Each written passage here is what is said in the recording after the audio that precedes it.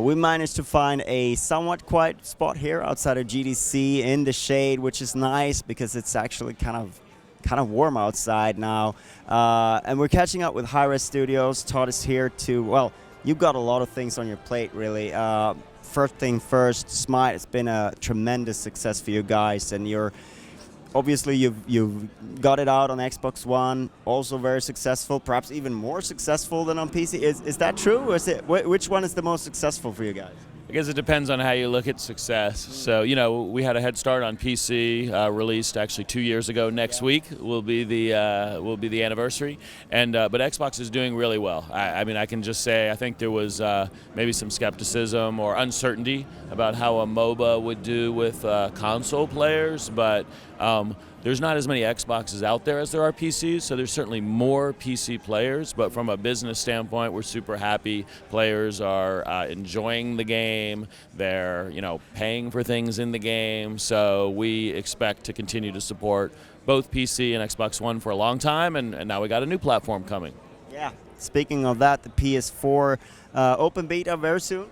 Yeah, next Tuesday. So we've been working in a closed beta state so people can get in now if they either buy a Founders Pack, and actually if they just like some of our social channels. The social team are giving out keys if you like our Facebook or Twitter or YouTube.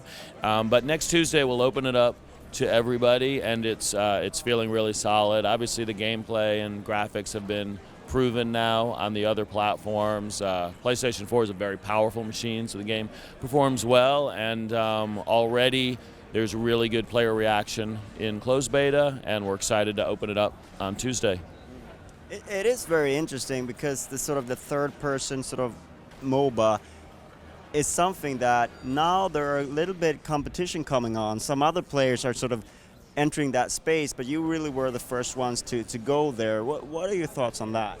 Yeah, so I mean, there were other MOBAs before with a real-time strategy view, and with Smite, it was a pretty big innovation at the time. There were other games that I would say tried it as well, but really the first one that found traction and grew a large community was Smite, of being having one leg in MOBA and another leg in shooter, right? So in our case, it was third-person action shooter mechanics, and now there's definitely a new wave of games coming.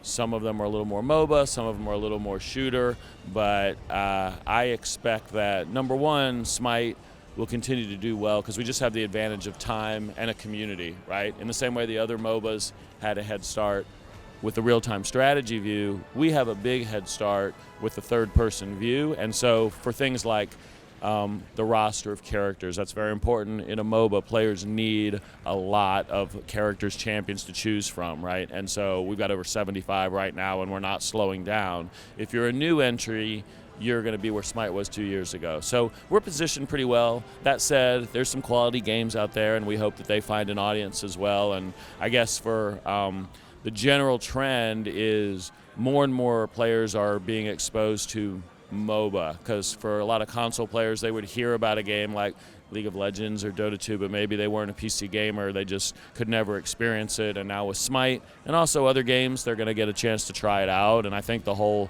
scene will benefit from it, the whole competitive scene, esports scene, all that will grow. Speaking of that competitive scene, because it feels like that is one of those things that you focused a lot on sort of since launching the game. What can you say of that part of Smite? Yeah, so I think us and other developers, we'd always say you can't push a game to be an esport. It has to be a pull from the community. But the developer, if they see some interest, you try to be really supportive, right, and give the community all the tools to support that. So that's been a huge growth for us. I mean, maybe 3 years ago in beta, there were community-run tournaments, and we were very hands-off. Then we started doing virtual good prizing. Then we started doing, just a small, modest cash prizing. Then we wanted more regularity, and the community wanted more regularity, so we started to do more of the administration and shoutcasting, and now we're at a position where we have a fully developed league, both North America and Europe, each with 8 pro teams. They play in a split season format that leads to an annual World Championship. So it's taken a while, and we think we've worked well with the community, but we've grown a lot. Our early production was one guy from his house with his unmade bed in the background, and our production notes would be like, make your bed, we want to be really professional around here. And now we've got the full desk and the lower third graphics and everyone dressed so nicely. So it's obviously satisfying to be the developer and see the community enjoy the game and to see it grow. So very cool. But you're not a one-trick pony. You certainly have a lot of different projects coming. Paladins, next big thing from Hi-Rez, right? That's right, yeah. So the Smite team is even bigger than it was, of course, when it launched, because just there's a good demand for content. We want to keep it up. But we've also grown a really large separate team on this new game, Paladins. And Paladins is, I would say, a team shooter. So, more towards the FPS side. Some people might call it a MOBA, but we don't think of it that way. We really think of it as a first-person shooter that has a lot of teamwork elements. And again, there's other games in that category. That's kind of where the whole genre is moving, and maybe that's the next thing for esports. But we think Paladins has a few unique hooks, basically. First of all, it's free. All of the games that we do are free, and that helps, we think, so players can decide for themselves whether it's their type of game. They don't have to pay up front. Secondly, we try to combine good first-person shooter mechanics with this card system, a collectible card system. So there's something for players to earn and actually modify their build within the match based on which set of cards they're choosing to apply to their characters. And then, of course, as with any character-centric shooter, it has to come down to really compelling character design and fun kits for players to enjoy, and that's what the design team is actually working the hardest on right now, is making sure the combat feels tight and just adding more champions, basically, in the Paladins world. That's the number one feedback we get from the community, which is currently closed beta, is they just want more. They want more characters to play, and so that's our number one priority.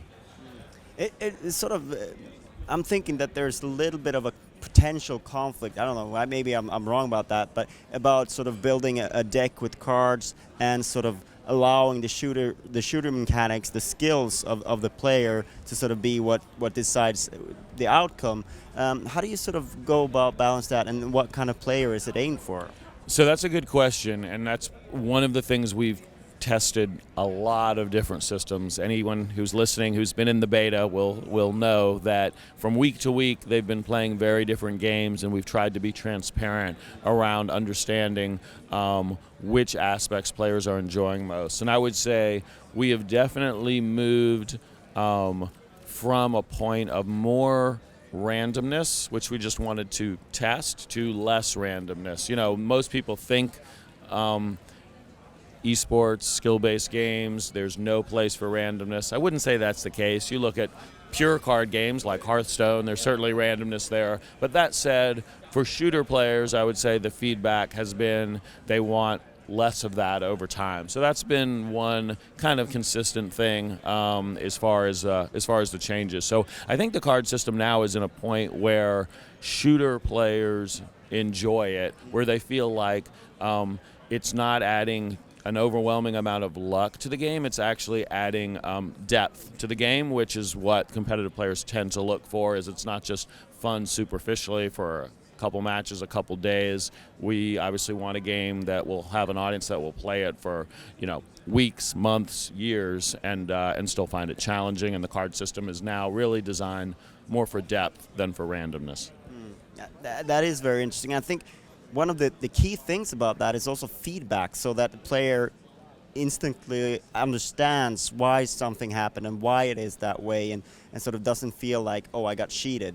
Yeah, and that's one of those things that in beta tends to need improvement because you're basically pairing a card that has some kind of statistical, buff or debuff with the visual effect in the game in a very fast-paced action environment that moves even more quick than a traditional MOBA or even Smite for that matter. So yeah, I think you're right. Players need that feedback. They need to understand what happened to them, and so a lot of that comes just through visual effects and animation, giving the right keys. That comes with polish, which will continue to apply, and then there's other tools that will also help. The team's actually added a really nice death recap that we didn't have early, which is obviously very helpful. Even if the animation and effects don't make it clear, you can review it and see exactly what happened. So.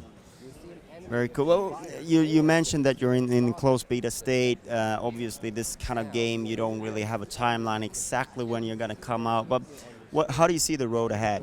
Yeah, so right now we're a closed beta, and we probably we have a decent-sized group that we're working with. I mean, it's probably roughly 100,000 players split, between North America and Europe that are testing it on the PC.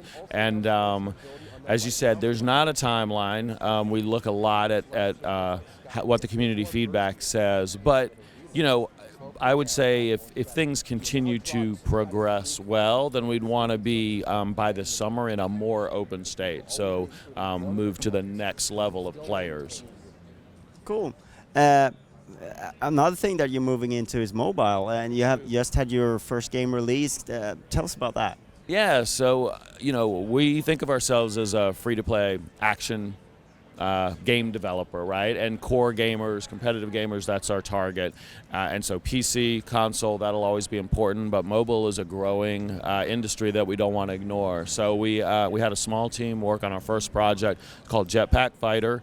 It was released earlier this year on iOS.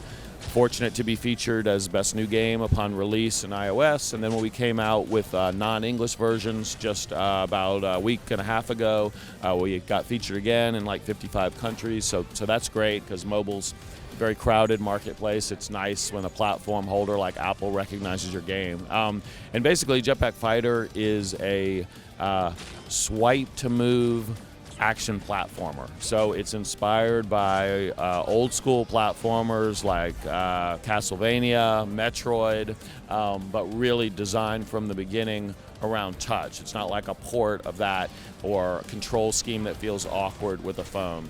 It's very simple. You swipe to move and also swipe to attack, and you're basically smashing the evil robots in a level, and you complete multiple levels. You try to do it kill all the enemies and also do it in the fastest time possible. So there's a campaign map and also various modes, and we expect and have seen that players enjoy playing it, getting better gear, because there is some gear progression in the game so that lets you complete it faster. And then the long-term replayability for the people that really get into it is they don't just finish all the content, they compete against other people for their place on the leaderboard. So there's not real-time synchronous PvP.